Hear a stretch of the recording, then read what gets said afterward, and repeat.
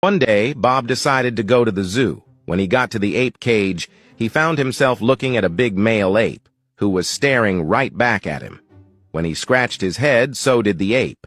Noticing this, Bob decided to have some fun. So he started to scratch under his arms and jump around saying, "Ooh," and so did the ape. Stopping to think about what to do next, Bob scratched his chin, as he was thinking. Before he could even react, the ape pulled the bars of his cage apart, jumped the moat, and proceeded to beat the ever-living shit out of him. A few weeks later, Bob comes to in a hospital room, in full traction. When they realized that he was awake, the staff brought a man into his room and left the two of them alone. "Mr. Smith, my name is Albert. I am the zookeeper, and I want to see if we can figure out what happened before you were attacked." "I don't know. I was looking at the ape and noticed he was mimicking my movements." "I need to know exactly what you did." "Well, when I first noticed it, I was scratching my head. When I noticed he was scratching his head, I started to play around, and I started to scratch my underarms and make ooh sounds." "Okay, then what happened?" "Well, I was trying to think of something else to do, and I think I scratched my chin, which is the last thing I remember." "You scratched your chin?" "Oh, that explains everything. You see, in ape, that means go fuck yourself.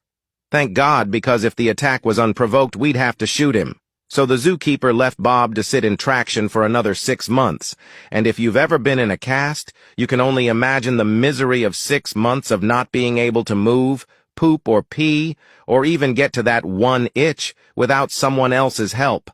It wears on a man. So Bob spent all that time coming up with a plan to get his revenge on that damned ape. He's finally released from the hospital and makes his first trip to the local butcher, where he buys a giant polished sausage and a pair of nice new butcher knives. He then goes straight to the zoo and marches up to the ape cage, where he is soon standing face to face with his attacker. "Remember me?" he asked as he got the ape's attention, and saw that he was once again mimicking him. He smiled and reached into his bag and tossed a butcher knife into the ape's cage.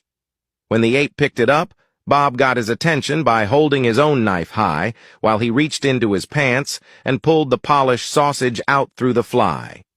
Just as he expected, the ape mimicked him, holding his knife high and his junk in his other hand.